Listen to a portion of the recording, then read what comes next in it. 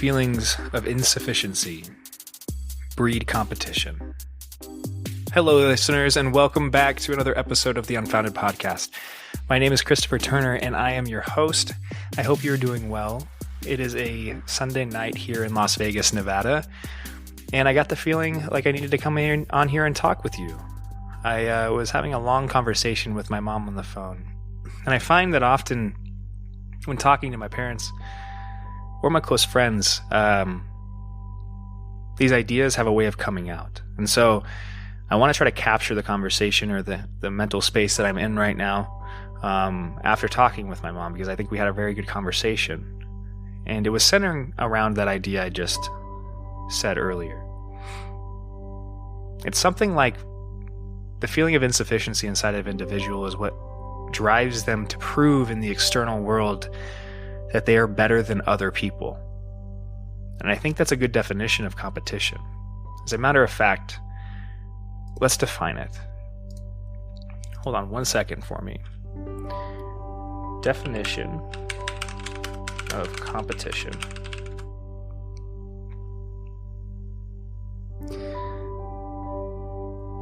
The Google definition of competition is the activity or condition of competing, an event or contest in which people compete, and the person or people with whom one is competing, especially in a commercial or sporting arena, the opposition.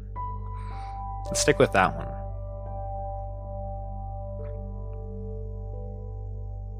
In order to view somebody as your competition, you have to label them as an other in some way. You have to place them outside of yourself. You have to believe that they have some desire to be better than you, quotation marks, right? If you think about that within yourself, and it's what I've tried to do here tonight, the only reason you'd want to prove your worth to other people is because you feel like those people don't understand or see what you are. And if we go a little further, it could even mean, and I think this is a little more accurate, that you as an individual feel insufficient in some way in regards to that person. That you as an individual need to do something in the external world to prove to them definitively, quotation marks objectively, that you are better than them in whatever avenue you're approaching.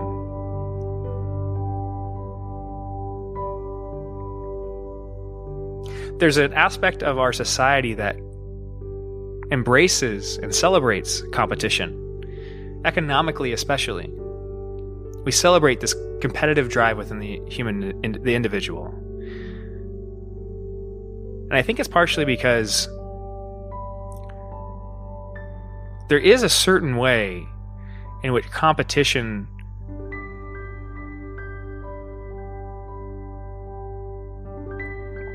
forces people to exert themselves. It's a way in which we compel people to use energy.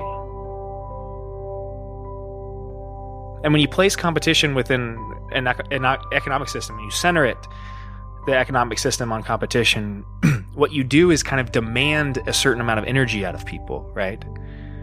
When you place competition as your sole virtue,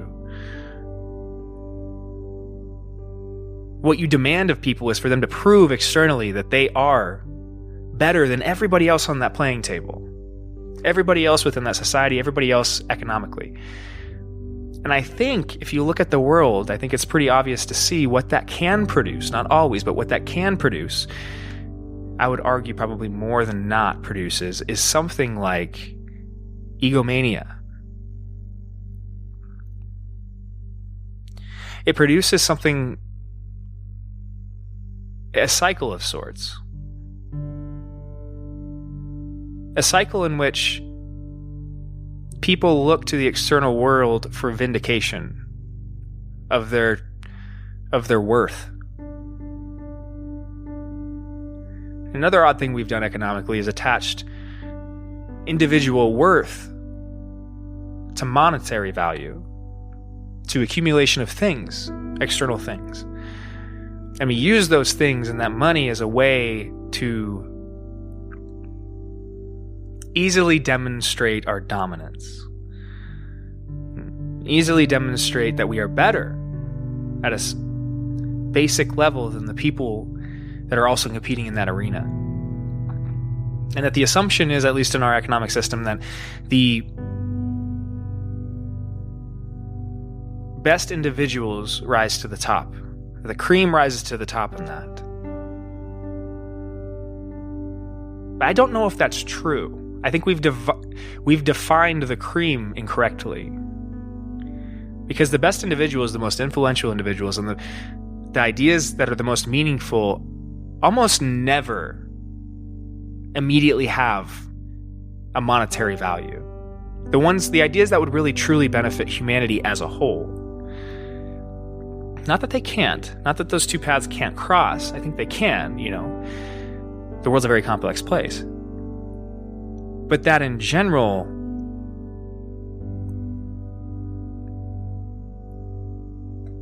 it creates a false idol.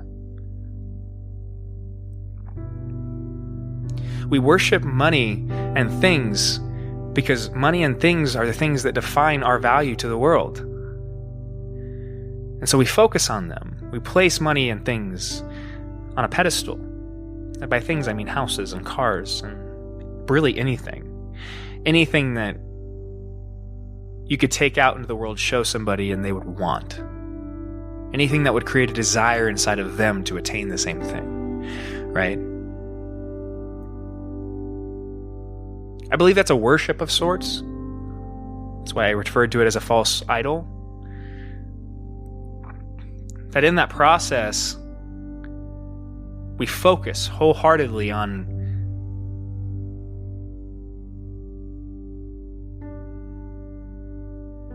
lifeless things. Things lacking soul, things lacking individuality, things that anybody could have if they play the game right.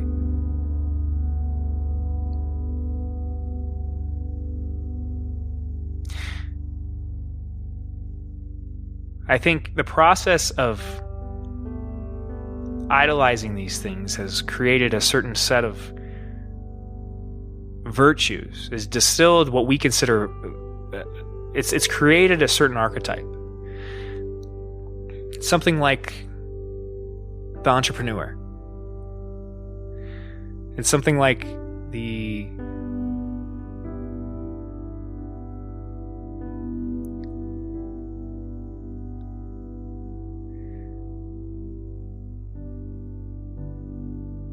It's something like assuming that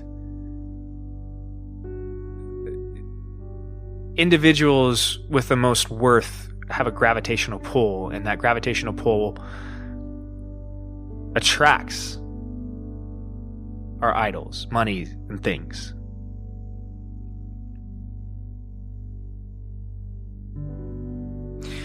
I want to bring it down from the economic talking point here and try to connect it a little bit more with your everyday life. One of the ways that you can recognize this competitive aspect and the way it seeps into everything, that we've created almost a deity out of competition. Excuse me. One of the ways you can see that is in the way that people interact with their friends, sometimes even their family. That we've actually internalized this, and we really do believe, I think especially if you're grounded in a secular worldview, it's very, very, very difficult, even if you define yourself as a humanist, to keep yourself from constantly trying to prove your worth externally, to constantly try to compete with the people around you, even when it comes to the people that you would objectively say you love, the people that you care about the most, quotation marks. Because what I've found in my life, and it's a hard realization to have when I try to look at this, concept and try to apply it in my life, what I've found is that the people that I consider friends often compete with me.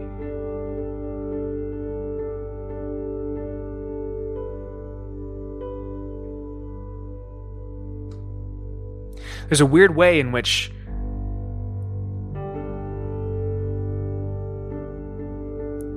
if you truly believe that money and things are the thing that represents your worth, you can't help but try to exert that in your personal life. Sometimes even with like your significant other. That people have a way of competing with the people that they quotation marks love. But the product of competition, every time, if you're on the receiving end of that competition, if you're not, let's say you're in a space where you genuinely love an individual. Genuine love, deep love. Care about the person they are, the soul they are at a deep level. That if somebody brings in this competitive attitude into that kind of environment, what will happen is the person playing that game will win that game. But it inspires inside of the individual that is there for something other than that is a feeling of discouragement. It's actually a feeling of insecurity. It's a feeling of lack of care. Because innate in that competition is the desire to describe to that individual that you're better than them. And to demonstrate it, to force them to see it.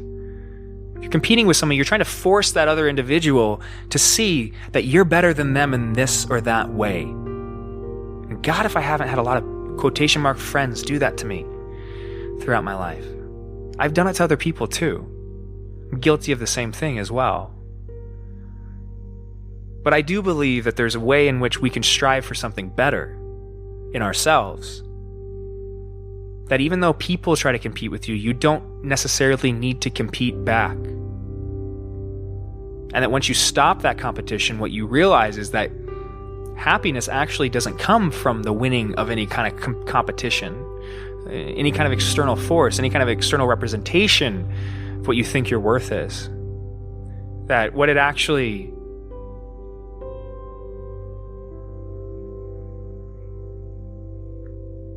that what happiness comes from is something like truth.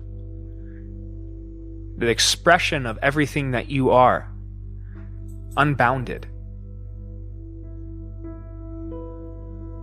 And your ability through expressing that to bring absolute and utter beauty into the world.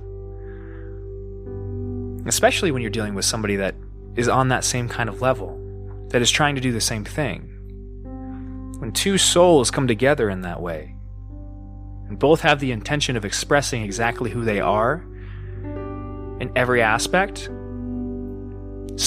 lot of times what you'll find is that maybe you're not a match. Maybe there's some kind of resonant quality that doesn't match right with you. But also what it allows you to do is start thinking at that level of who resonates with me, who's vibrating at the same frequency as me. I believe one of the reasons we don't look at this or most people in the modern world don't view happiness this way is because also what it will make you realize in today's world, it will make you feel exceedingly, exceedingly lonely. Deeply lonely.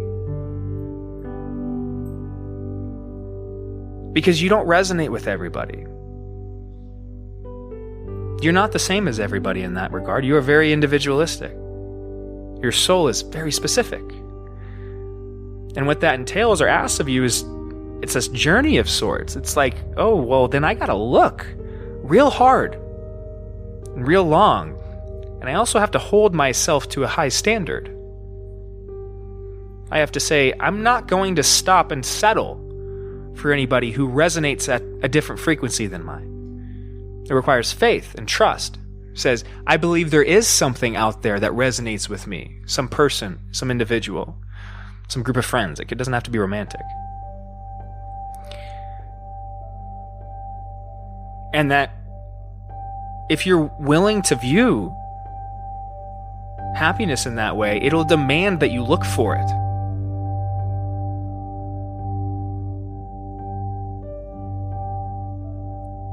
That it also forces you to, in a weird way, judge the decisions you've made in the past, how you've dealt with other relationships in the past. It demands that you look critically at your life. And people do not like to do that. People left to their own devices,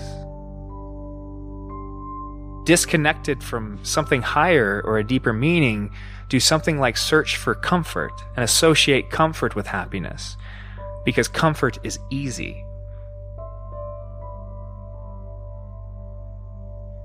And I think it's a very hard argument to make.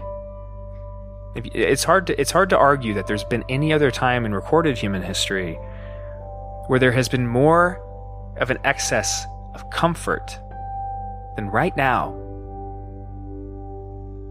You'd kind of sound crazy to try to say otherwise. It's the most comfortable time in human history. I guarantee you, as you listen to this, you're listening to on Bluetooth headphones or a car stereo, driving around, sitting down with air conditioning, right? With numerous amounts of food directly around you. All you have to do is pull out a wallet and purchase it, right? No work involved. Simply the comfort at your beck and call. It doesn't only stretch to food. It stretches to the things that I have talked about. Then oftentimes what people will do, what most people do, is they associate this comfort with happiness. Because they don't want to recognize that happiness requires what I was talking about, something like a deep suffering, a sacrifice of sorts. What sacrifice, you ask? Well, whatever your deepest fear is. It's always that. What must you sacrifice? You must risk having your deepest fear come into reality. That's what you have to sacrifice to find true happiness. Very uncomfortable. The hunter doesn't go and get a kill without venturing into the forest, ripe with predators trying to kill him or her.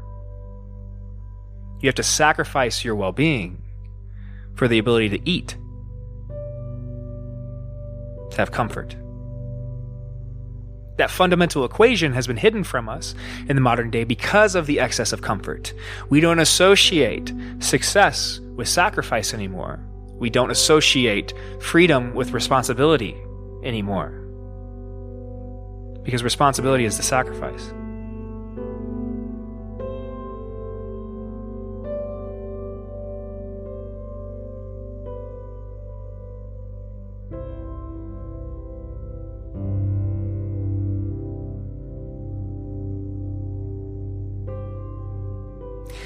There's also a very weird way, and I've noticed this with my friends,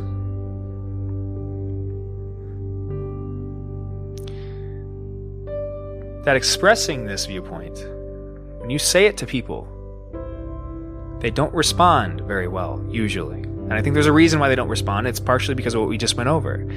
Because people are really locked in this mode of thinking that it's not necessary to suffer.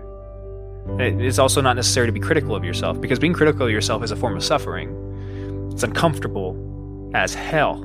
It's one of the most uncomfortable things you could ever do. How am I not well put together? In what ways do I mess other people up? In what ways do I hurt other people? In what ways do I hurt myself? In what ways do I lie to myself? In what ways do I keep myself from moving forward or actually experiencing what my true desire is? Why do I hide my true desire? Why don't I speak it out every day? Why don't I tell people that I'm an amazing singer? Why don't I practice it? It stems from insecurity.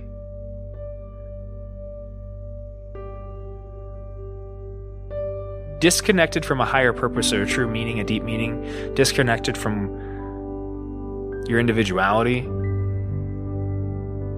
you're nothing but a consuming thing. You're a mechanistic thing, as secularism would describe you. Something that needs a certain amount of caloric intake to sustain itself, and a certain amount of comfort.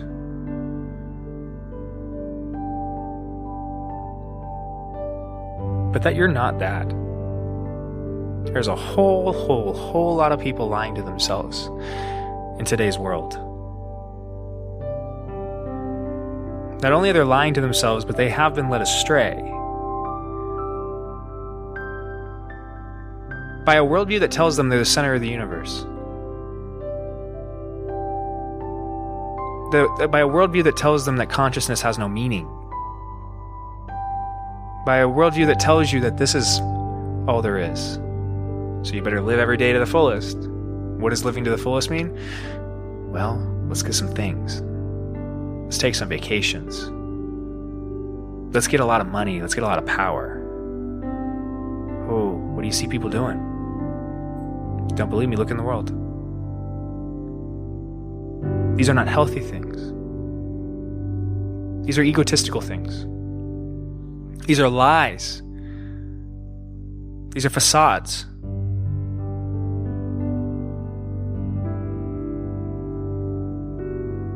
I believe there's a reason why. I believe that the idea of evil, specifically in Christianity, the idea of Satan himself.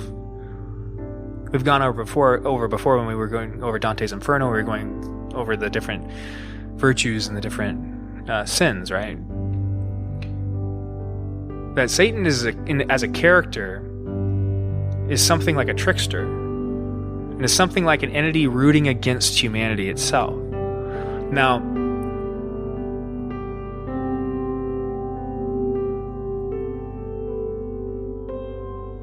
I believe that the idea of the archetype of Satan is a representation of the human ego.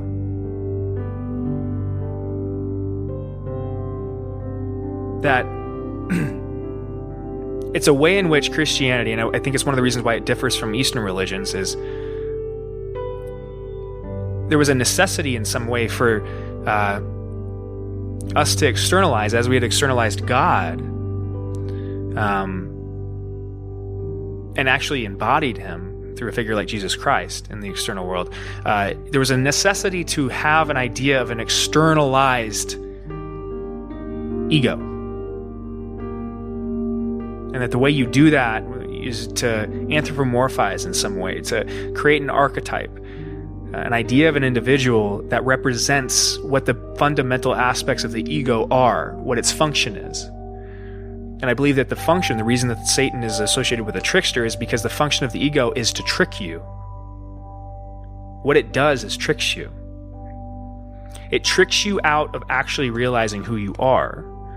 It tells you that you are the only thing in the universe. It's literally one of the reason that Satan was cast out of heaven in the biblical stories is because he questioned God, thought himself higher, his judgment higher than the highest being in existence. The audacity that comes with that is something like the ego. It's an embodiment of the ego. And that each and every one of us has this living inside of them. To some extent.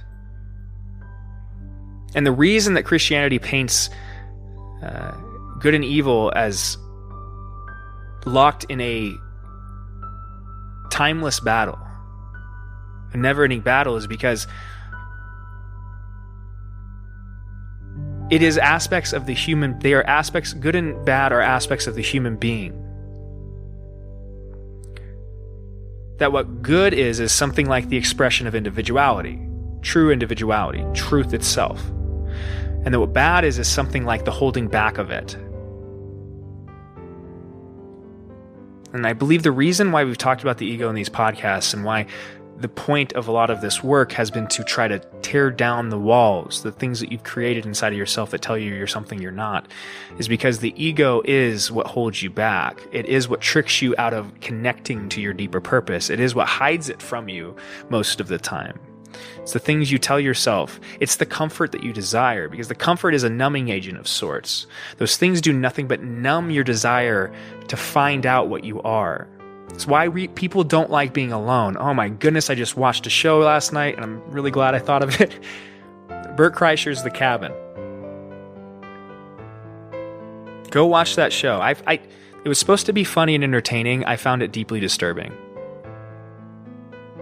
Because what Bert did, and I don't mean to be overly critical of him, but what Bert did is something like take the process of spirituality, spiritual awakening, the examples and the philosophies that people have developed throughout history through true suffering, and made light of them. Now, I'm not saying that comedy doesn't have a place. I think it does. Comedy is very crucial. This is, in a lot of ways, a comedy, life in general. But objectively, if you watch that show, I shouldn't say objectively, but my subjective view of that show is that Bert Kreischer has something of a problem, a very deep problem that I've seen represented in a lot of people in the modern day. And I think, oddly enough, he's a very good representation of what a lot of people struggle with. Addiction itself. Feeling of insufficiency. Where does addiction come from? Exactly that. It's a numbing agent. You can be addicted to things, or people, or places, right? You can be addicted to going to church. It can be a numbing agent as well. I also think Nietzsche was right in this, that there's a necessity for the institution, the externalized idea of God, to die. It's necessary because people use it just like they use everything else, as a crutch. They use it as a drug. They use it to numb themselves. By going to church, many people, and I think it's what a lot of people have argued against and why people don't go to church, is because they've seen a lot of people that use it as a means to build their ego, a means to tell other people and lord it over themselves that they're better than them, to compete with other people. I'm a good person because I've done this, checked it off my list this week. You aren't, right? I'm not trying to criticize people that go to church, right? If you go to church, right? I hope you're doing it for the right reasons. That's all I'm saying. Be critical of yourself. Why do you go to church? Does it fulfill you? Does it reconnect you with something like an internal dialogue? Does it connect you with your true purpose? Do you pull meaning out of the things that you see at church? Or do you go there to check off the list? To tithe in a way?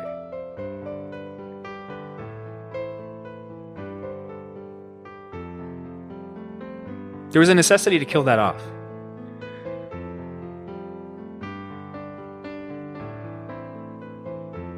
Because what you're left with, if you kill off the externalized idea of God, or externalized idea of something bigger than yourself, what you're left with is a conception of yourself as all-powerful. It's the only way to think. Well, if there's nothing bigger than me, then I'm it, right?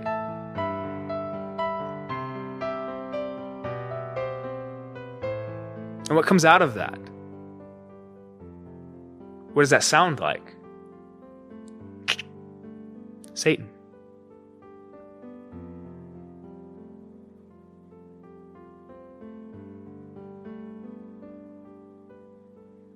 Tricking ourselves into thinking we're the only thing. And that we're actually in control of everything.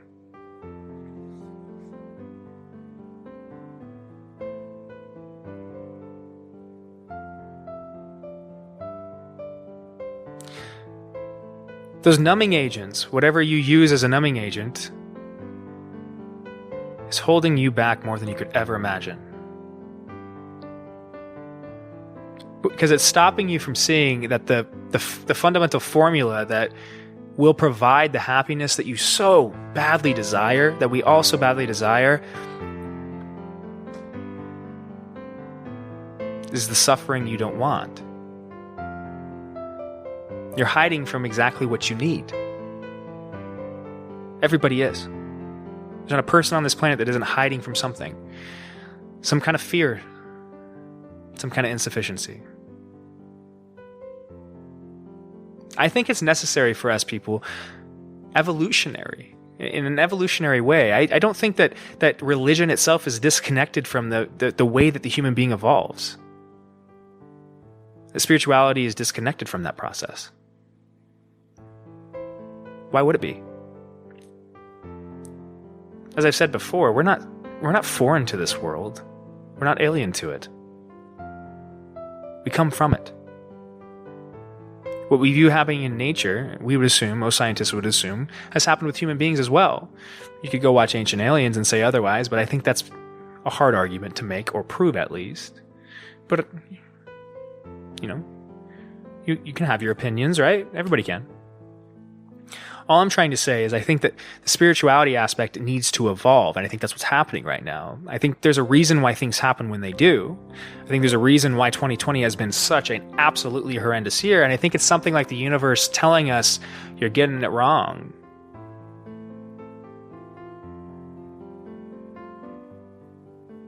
Why you see things on TV and movies getting more extreme, more radical, more violence, more sex, more nudity, more drug use. More numbing. More. An unquenchable thirst.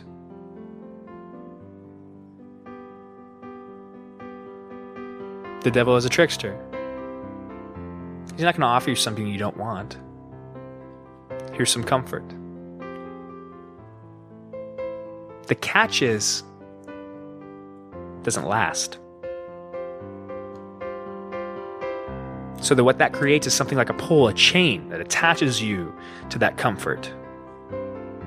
Because if you're associating it with happiness, if you're associating it with truth or some kind of meaning, if you're competing with other people and trying to lord it over them through these external things, you're going to have to constantly have more of it.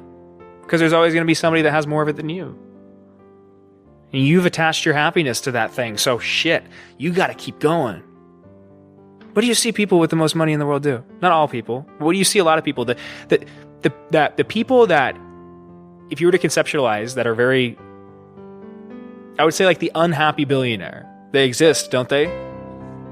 Why do billionaires need to buy more and more things? These guys that we rail against on the left, right? These corporate monsters and individuals that have accumulated so much wealth that it seems just absolutely asinine, disgusting at a level, right? How do you think they got there? Why do you think they have such an astronomically unimaginable amount of it? Because they've been seeking it continuously, over and over again. And I'm sure if I talk to many of them, they've absolutely believed that that is a key to their happiness. I've seen many people say, there's like songs that talk about it. What was it? That one country song, like you can copy happy, you can, money can't buy happiness, but it can buy me a boat, right? That country song. That's a good way to kernelize it.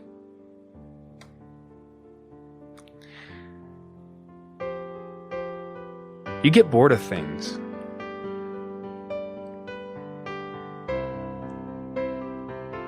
You could say no, but I think you're lying to yourself.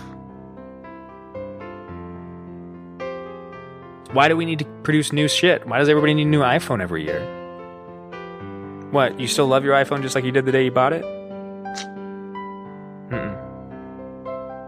Why? Does it serve a different function? No. It's not enough anymore somehow. In some weird way. It just doesn't feel like it's enough. It's not comforting anymore. I better go get the new one. Round and round you go. And if you're good at that game, if you're good enough at that game, that competitive game, oh man, you'll accumulate a lot of bullshit. A lot. And then you'll actually try to lord it over people. Because that's the game you've been playing. That's the fundamental reality. There's nothing bigger than you. If there's nothing bigger than you, why shouldn't you have it all? If I'm innately ordained to be the thing that has it all, then let's show the world that.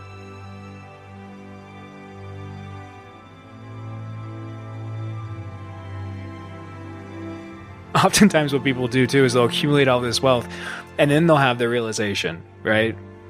Oh, I better do something good with this. So you see people like Bill Gates and these kind of people going through and spending ridiculous amounts of money around the world, philanthropy we call it. I think that's a way of trying to make up for past mistakes, for everything you've done wrong to get there. Not that you've done something evil necessarily, deeply evil. I mean, I would argue that, like I said, that game itself is an evil thing you're doing to yourself. But I'm not saying that you had to do something cheat in some way to get there. I'm not trying to say that. I'm saying you've done something fundamentally wrong, something like sold your soul to the devil. And the only way you really realize that is to have everything you could ever think of. It's also why you see, I think, some kind of disturbing quality coming out surrounding excessive wealth. I think, everybody's heard about the Epstein thing, right? And the pedophile island.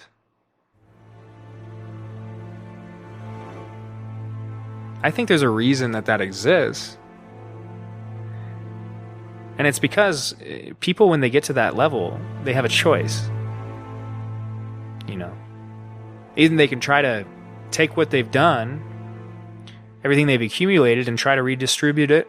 I'm not trying to argue for redistribution of wealth. I'll just put that out there. But they can try to redistribute it in some way that benefits other people and try to make good in the world, which I think is a good quality. At least you're trying to do something in that way. I'm not trying to argue against that necessarily, philanthropy. But I'm trying to keep people from getting to that point to begin with, I guess is what I'm saying. But also, you can choose to continue that cycle.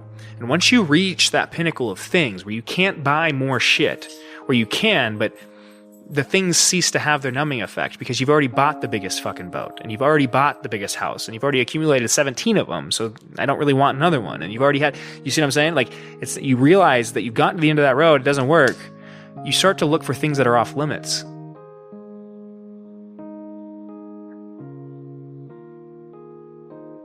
It produces a perversion. It can produce a perversion inside of people. I think we have examples of that. And I think those examples are trying to be suppressed by exactly the individuals that take part in them. Oddly enough, those individuals also happen to have a lot of power because we've designed our society off of money. Off of those idols actually being powerful. We've made them powerful.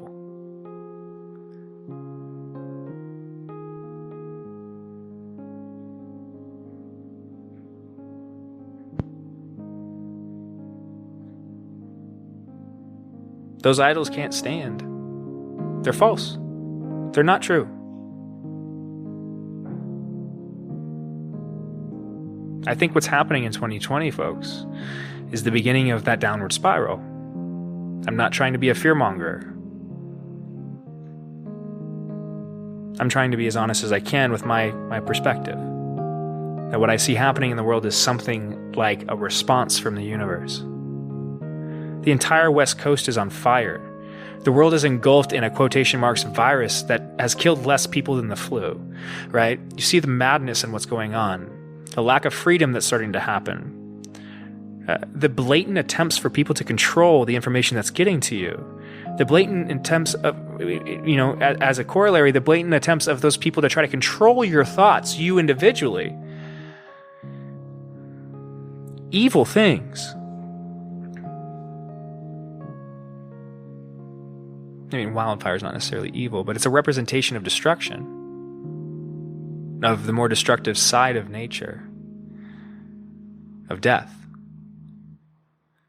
And so that what 2020 is really about, I think, is the death of that view, of this mode of doing things, of this idolization of money and things.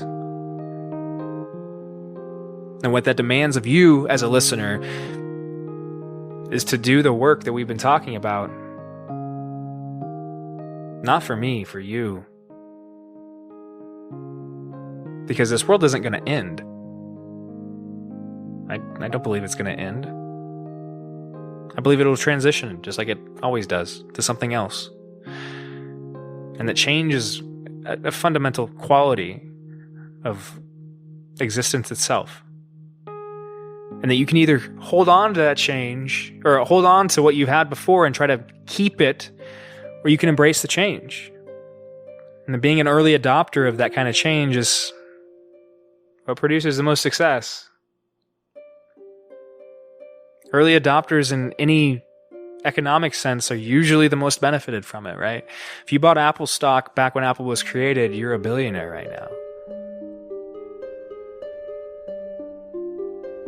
Same logic holds true with what I'm talking about now, with spiritual work, I think. I think we are transitioning into a new phase of life. We are evolving right now.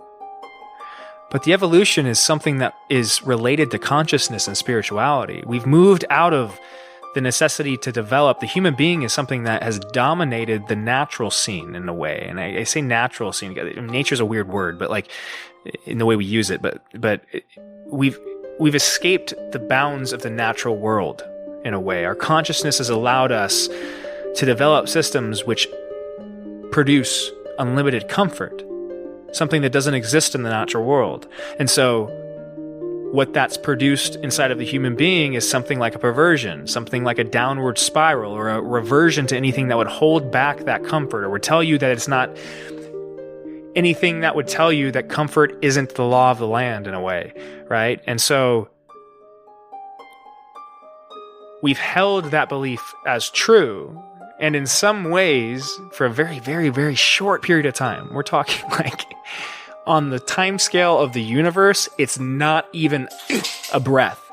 On the time scale of or a blink of the eye, even on the time scale of the solar system, right? That this thing is that we've created, that we think is founded, this idea that the world is meant to become more and more and more comfortable, and more easy, more and more inhuman, is not true.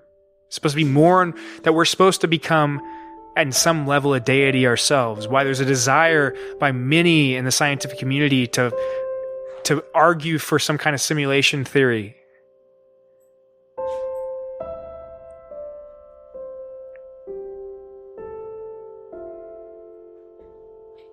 Or also to argue that you are the thing that creates the world. There's this argument too that like nobody else exists except for me that you see, which is like the most egotistical way you could view the universe ever. It's literally confusing yourself with God. The universe itself. You're all that it is. I'm producing all of this is the idea, right? We've gone down this road so far that we've ran out of ideas except for labeling ourselves as the center of the universe. Once we get there, we're in control of everything then. If we're the center of the universe, then we control all of this. Well, if we control all of this, then why can't we eliminate suffering? Why is the virus still spreading? We're wearing masks. We're social distancing. Many would say, well, everybody's not doing it. Well, okay. In what way would you make everybody do it? You really think that there's a way or an actual like scenario in which every single person wore their mask perfectly? Even then, the masks are 95%. The N93 or M93, whichever it is, the N93, I think, those masks are 95% effective. I just watched a podcast today with Tom Papa. They missed this, with Joe Rogan and Tom Papa. They missed this on there, but the masks themselves filter, I think it's down to a level of 300 nanometers, right? The size of the particles or whatever you're trying to filter, if it's any smaller than 300 nanometers, it can get through the net. Guess how big the virus is? 40 to 160 nanometers. The masks do nothing. Or even if they were perfectly capable of holding back the virus, I guess I can't say that for certain. Let's say they are that effective. They're still, even even the people that wear them say they're 95% effective. They're not 100% effective, right? So take that logic, right? Take that logic and apply it. If everybody wore the perfect mask that was 95% effective at filtering out a virus, you expand the timescale long enough, the virus gets out regardless. Because 5% multiplied over the longer time frame will eventually get to 100%. You get what I'm saying? What I'm saying is that we're tricking ourselves into thinking that we can control something as big or as complex as a virus, as if it isn't deeply connected to a purpose too. I mean, it's weird for me to try to argue for that, but it's hard for me to view it in any other way. Things happen for a fucking reason. I don't think I'm the center of the universe. I think somebody else is, right? Something bigger than me. The universe itself is something much more complex than I could ever imagine. And so if something like this is happening, there's probably a fucking reason for it, or at least a function behind it. It's like us trying to stop wildfires. Wildfires serve a purpose. If they didn't, they wouldn't exist. What purpose, you ask? The only way that you have new growth is for the old growth to burn off.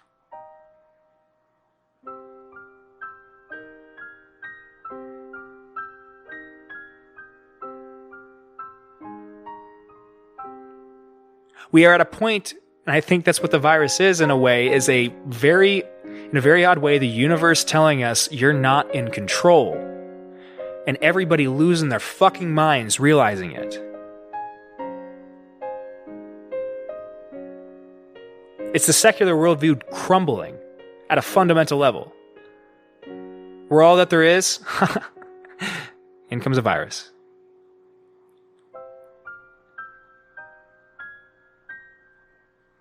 You're not all that there is. I exist too. We all exist.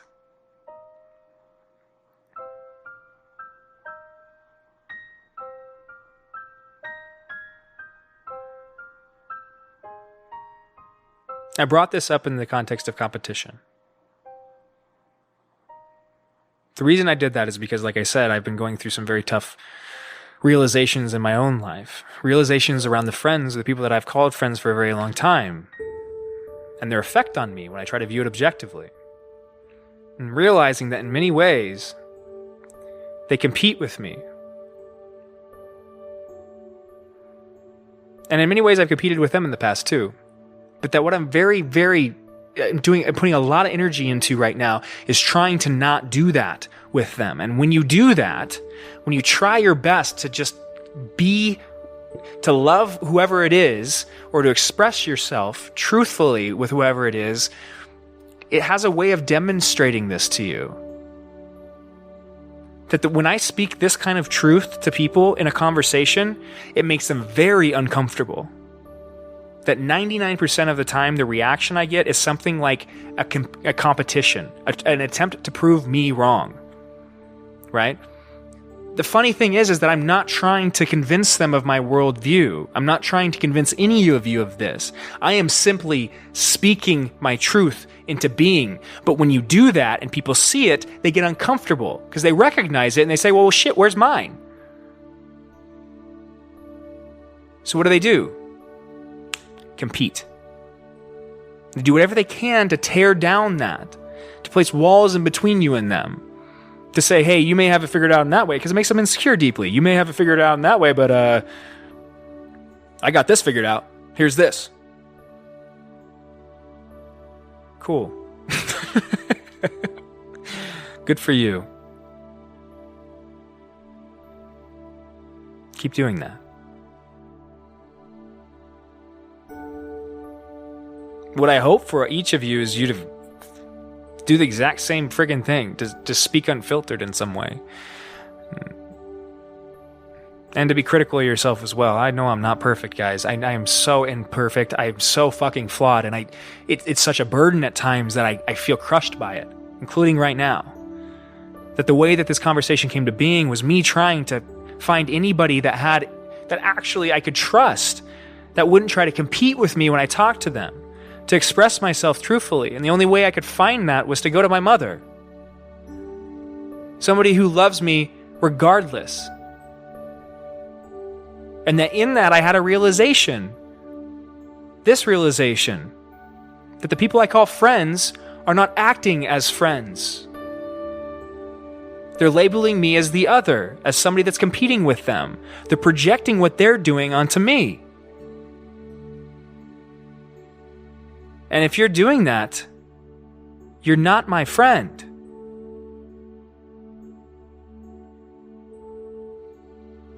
People who love you try to raise you up. They encourage you. They speak honestly. They don't hide. They don't wear masks.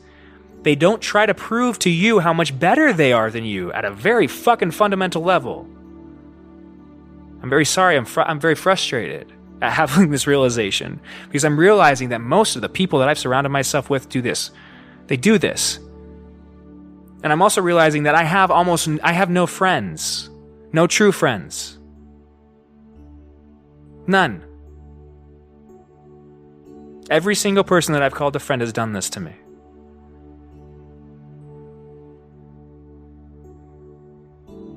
And that is an incredibly lonely fucking place to be. When you try to reveal yourself and people do nothing but compete.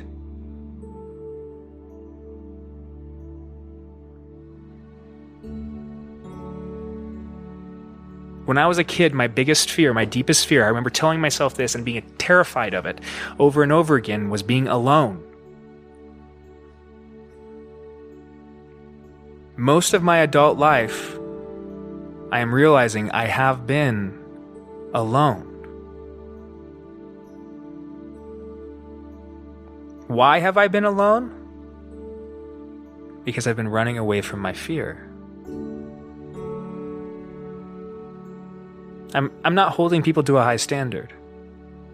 I've allowed people to do that to me, to compete with me, to try to prove that they're better than me, instead of trying to appreciate whoever I am, right?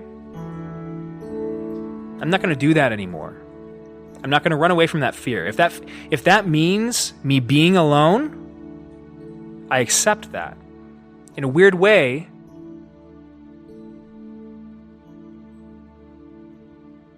I believe the thing that holds you back, and I've said this before, the things that hold you back from experiencing exactly what you're supposed to experience are your fears. What is my deepest fear? Being alone. How do I get to where I'm supposed to be? By sacrificing that. By actually risking it. By saying, hey, if you've competed with me in the past, when I've tried to be honest with you, or I've tried to open up with you, if you've done that, fuck you, go do it to somebody else. Get it? I don't need you. I have everything I need right here. I've always had everything I've needed right here. Me and my belief, my faith, is what supports me, not anything else. My belief in doing this work, that will produce what's necessary, what I need, what I truly need, I'm very shitty at defining what I need, that I want comfort just like you. And so that I've tried to comfort myself with people by holding people and relationships around me that are not serving me, that are not raising me up, that are doing the exact opposite, that are competing with me and trying to make me feel insecure in that process, trying to get me to play the same fucking game. I'm not playing your game. I'm speaking my truth. Like it or not, there's the door. Now, I'm sorry for being so aggressive with that, guys, but I have to release it. It really is a deep fear of mine. So it comes out in those ways. Whatever you're dealing with and whatever your fear is, it's going to come out in the same way. I'm not doing it to yell at you. I'm doing it to demonstrate you how deeply painful this is, this process. And that I'm not above that pain. Nobody is. It's necessary. It is the sacrifice you have to make. Make it. Whatever it is. Why? Because we are changing. We are evolving. Be an early adopter. Don't wait for everybody else to have the realization when everything is crumbling. Because I guarantee you guys, we don't have this realization, it's going to get worse and worse and worse and worse until we wake the fuck up. It's the universe demanding it. 2020 is not going to stop at 2021, if you get what I'm saying. It's going to be a long process. Evolution takes a long time. We talked about in last episode, you can either resist the change, you have certain people you come into contact with, this change happens and you don't understand why, and you can resist that change, or you can allow it to happen. You can release it. You can release your fears. You can embrace your fears in a way, like I think I just demonstrated, and say, hey, I'm not running anymore.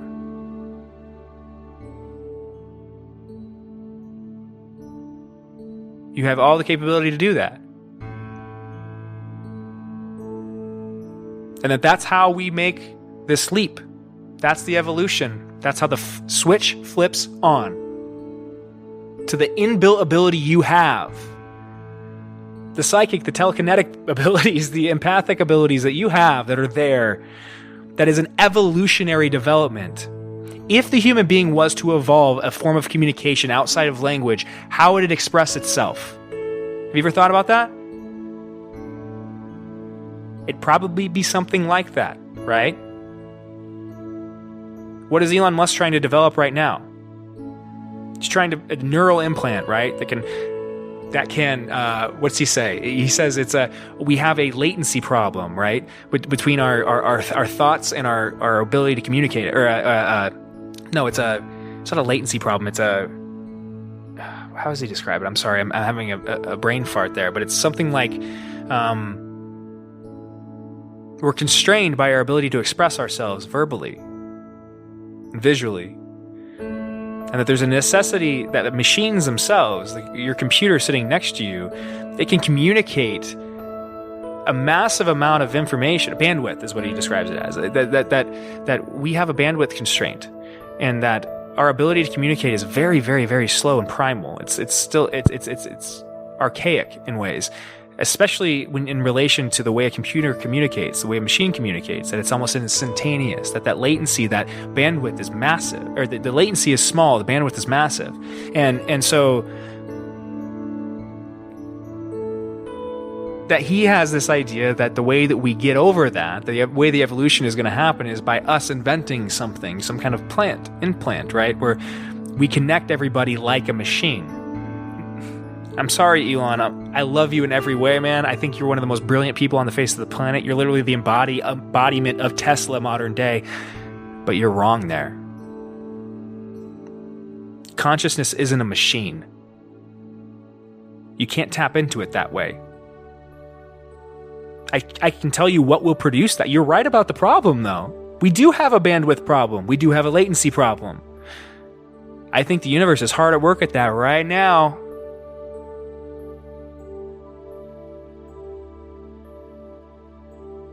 We don't need a fucking chip.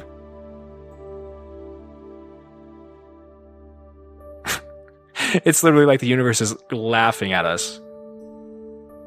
Look at these monkeys trying to put a chip in their head. Any kind of alien species that actually had the ability to communicate that way, and many alien stories, alien encounter stories, people speak of them having this kind of ability, or we have this assumption that aliens would have the ability to communicate without talking, telekinetically in some way, right? This is the assumption.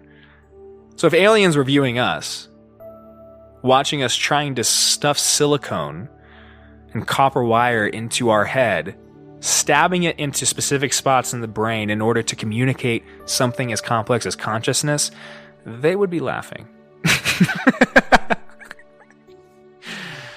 Tell me I'm wrong. You can't. That's a stupid question. Sorry.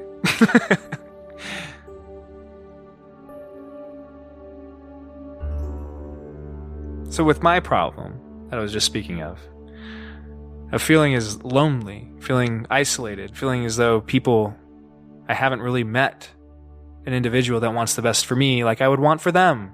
I feel like that seems disingenuous in some way, just saying that I want the best for you.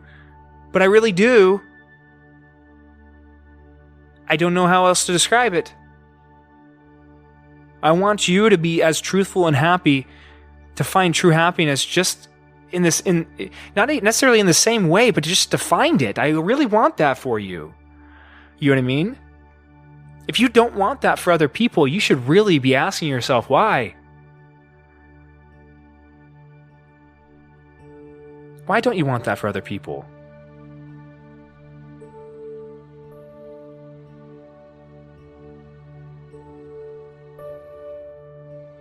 I'm not going to settle.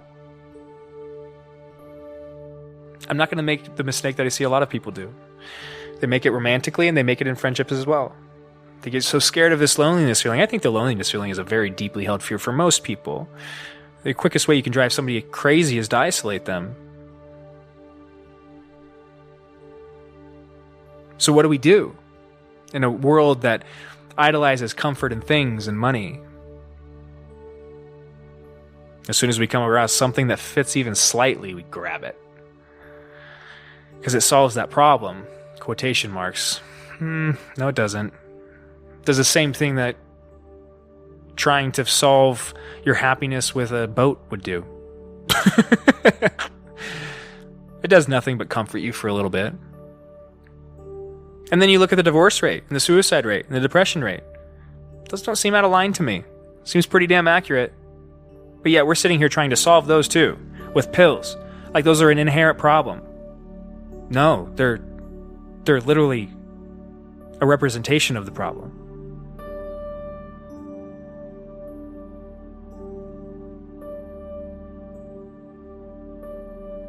People are addicted to comfort.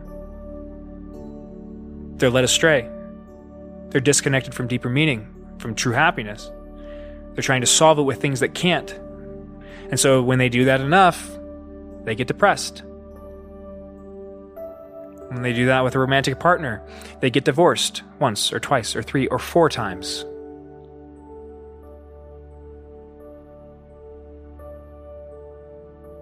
They do that with friends. They say, oh, they want the best for me. When you have examples every day of them trying to put you down in subtle ways,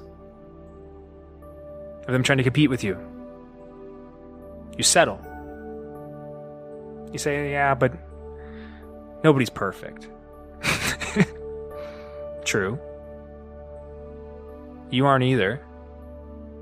But you shouldn't allow yourself to believe that there isn't somebody that resonates with exactly who you are, that would love exactly who you are unfiltered, and that would want that every single day, that wouldn't want to compete with that, that would want to show exactly who they are, and that you would love. Fuck, you'd love that about them. Wanting to show themselves every single day. God, how deep of a connection is that? If that's not love, I don't know what is. 2 people being truthful and honest with each other. What is love based in? Trust. Truth.